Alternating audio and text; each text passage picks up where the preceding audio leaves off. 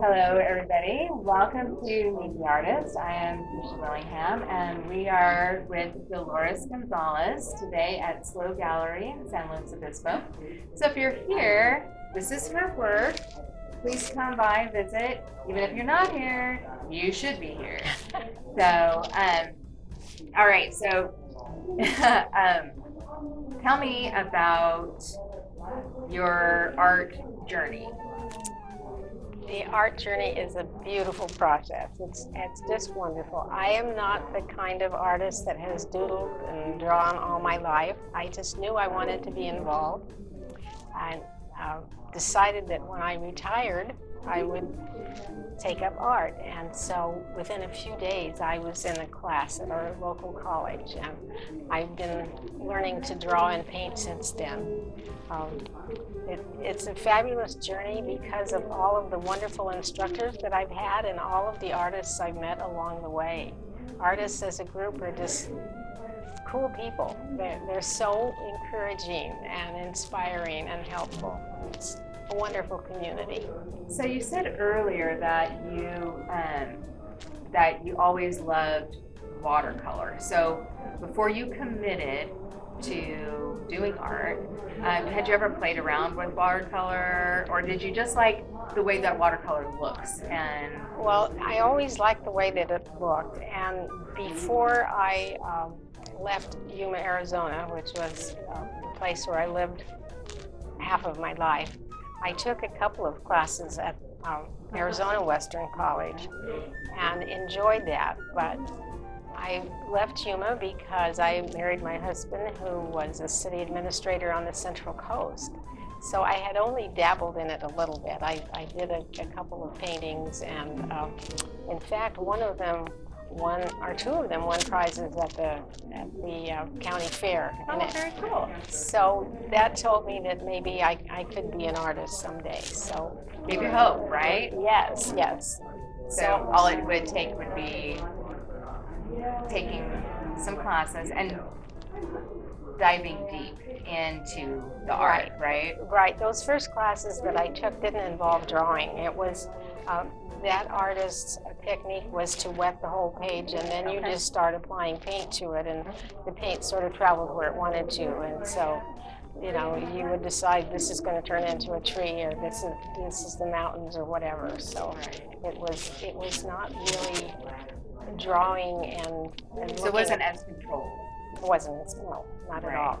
And watercolor that's one of the beautiful things I think about watercolor is that it does have the opportunity to be controlled and the opportunity to flow. Right. So depending on the technique that you're using, you have lots and lots of different options. Oh, yes. And it's really fun to see what water and paint do when you touch it with a brush with watercolor on it. For sure. Sometimes you get disasters, but sometimes you get wonderful, happy accidents that you can go with. Can you remember one of those happy accidents?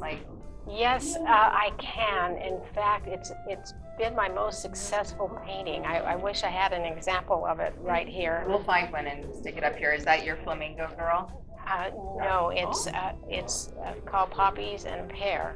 But there's this place in the background where I got this wonderful bloom of bright colors against a deep, dark background, and it just fused into this beautiful spot. And I have tried to recreate it, and no, it's a happy accident that just happens when it wants to. Right. Isn't that funny? I feel like that is funny when a happy accident comes, like you're like, oh, I need to do that again. And it's sometimes I think it's just because it's meant for that particular piece, right? And like I say, that's been my most successful painting because I sold the original. I've sold a couple of chiclets, and it's the card that I sell the most and the art tile that I sell the most. I might have one in here, yes. We'll have to look at it. Yes. Yeah. How fun. So, so now you've been kind of pretty committed for the last 15 years. You right. dive deep, you take classes on a regular basis. What's the value to you in continuing to be educated? Oh, you always pick up something new. You know, I don't think any artist ever feels that they know it all, you know? And not liking to do the same thing over and over again. I love getting new ideas and new inspiration. And so I will continue to take workshops forever. Right, because it is like, well, and every artist has something special to Right, share, right? right. Something that they do that you've never seen before, or never tried before, or whatever. So, Right, and you may never walk away from a workshop with the painting that you're happy with, but you always walk away with several new ideas, new techniques even. It's just right, really something to try, right, right? right. Something to try. And also to see the people that you admire who do these beautiful things and to learn how they do some of them. Absolutely, I think, yeah.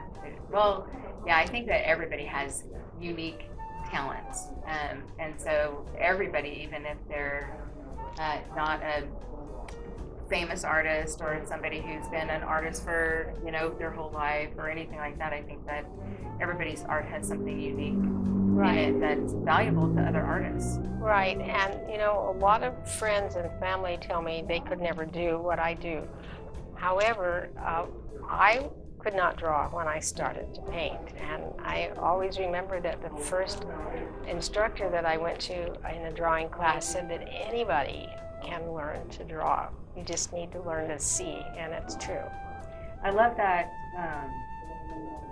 that you had a desire to do it, but you didn't until you had the time to devote to it. So, like you were saying, like you were not a doodler, you didn't draw or explore, in your early years, but you always knew you would. I always knew I would try, and I have to say that my husband was my greatest fan. I mean, he had me frame things and put them on the wall. When I look back now, they were really atrocious.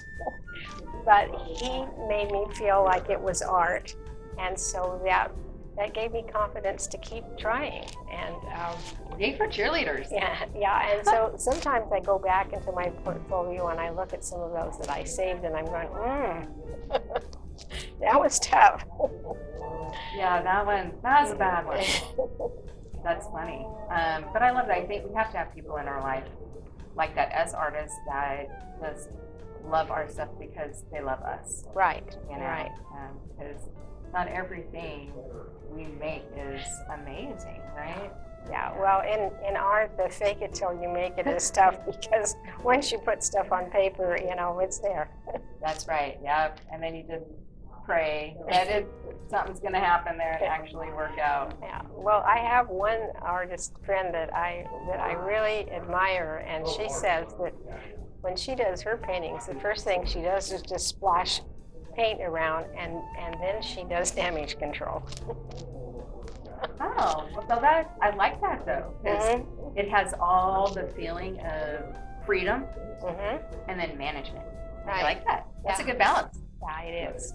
I'm a little bit more timid. I have done some, damage control things before, but I need to learn to splash and paint a little, just splash the paint and have fun. Yeah, I think that's I'm a pretty controlled artist too, and so I actively try not to be. I try not to be.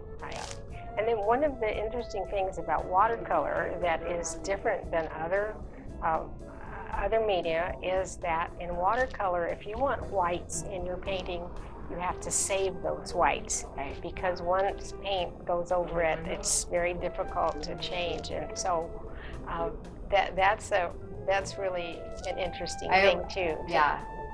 I wouldn't call myself a watercolorist at all, because I am always challenged by that thing that I need to leave the negative space. Like I need to leave the white so that I Yeah. Yeah, and then you have to hold that against that when you have a brush that's full of paint, you feel like you need to put it somewhere. And so Oh, yeah. before you know it, the white's gone. Whoops. Yeah, I think that is a challenge. What's your favorite part? Like, what happens to you when you sit down to do a painting? You know, it's just a whole variety of things. There's only been one time when the painting just sort of happened to evolve. You know, I had been told by an instructor that along the way on your artistic journey that you're feeling well and that someday you'll just be able to draw from it automatically. Well, that happened to me one time when I had music on and I just started painting and everything that went on the page was just how I wanted it to look. And it, you know, when I got done, it's the painting that I painted the fastest, that I had the most fun with. And it was just like, whoa, I wish that happened every time. Why do you think it doesn't happen all the time? Because the wrong part of your brain gets involved and you start being analytical and you start saying, oh, you know, what if I'm going to hate this or I'm going to ruin this? And so we're our own worst enemies a lot of times. Yeah, so the speak in your head can change that. I agree with that. So I try, well, I also have a friend that says she drinks a glass of wine before she starts to paint, and so kind of take the edge off, so and maybe not be that analytical. Yeah. Right. Yeah, I think that to be a good artist you have to be fearless, and I'm not quite that fearless yet. I'm still kind of, you know, just starting to venture out on that tight wire, right. You know. Yeah, that I think fearlessness is very valuable for sure.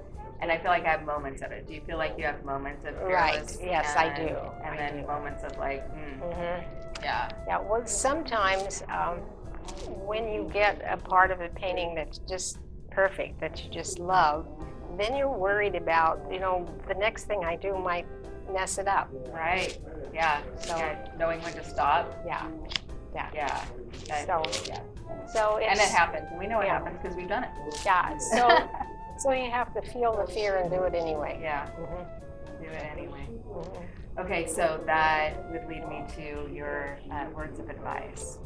So you already said one, which is learn to see. And then the other one was build a well. Right. And then you just said the other one. The other one is to be fearless. Yes, just do it. Just dive in and do it. And remember that it's just paint and paper. I have many times turned the paper over and painted on the other. You know, some of my framed paintings that have sold, if people ever unframe them, will see this something on the back. There's not so many That's a little surprise, though. That's kind of cool. Now I'm curious which one of these have a secret painting, because you know those secret painters are usually the ones that end up being the most valuable. You know, Let for me good. see. I'm thinking that these have something on the back of them. That's so cool. I love it. I love the secret. But it's kind of a dark secret. It doesn't even matter. Doesn't even matter. So any other advice? No, just if you have a feeling that you would like to be involved in art, just do it. Take a class. Try something. Go to a friend's studio and paint with them. Any artist that their art will help. So here's the question. What kind of space do you work in? Like, do you have a studio space? Do you just have a desk? I am so fortunate because before I moved to the home where I am, my studio was usually the kitchen counter or the dining room table. Now I have a loft in the home where I live, and it's dedicated to my art. And I have an art work table. I have a special light. I have flat files for my papers and supplies, and it's just a marvelous place to work, and it's full of light and just a nice place to work. Nice. Yay. Lucky. Yes, that's like every artist's dream, is to have a space dedicated to, that's all you do there. And it's a loft, so it must have some really great light in it. Oh, yes. Right to the left of it, there are it's two-story, and so the windows go from the ceiling to the staircase. So there's tons of light. It's nice, That's really awesome. nice. Yes. Yay, lucky you. Yeah. And for sure. the only thing that's missing that artists like in their studio is a sink, but the bathroom is right down the hall, so I don't have to go that far to get my water. Yeah, I mean, that would be nice, yeah, to have a sink, but if there's one close by, at least you don't have to go downstairs Right, to right, it, right? right. Because that might be a little bit more of a pain in the butt. Yeah. Yeah. All right, Dolores, thank you so much Thank for you so your much. time, and we'll put all her information up so you guys can go visit. And you know, she's. What would you tell us about? You were on a task of selling one painting a month for the year, right? Yeah, just you wanted to sell one a year, one a month for the year. Is that correct? Right, right. She's on target so far.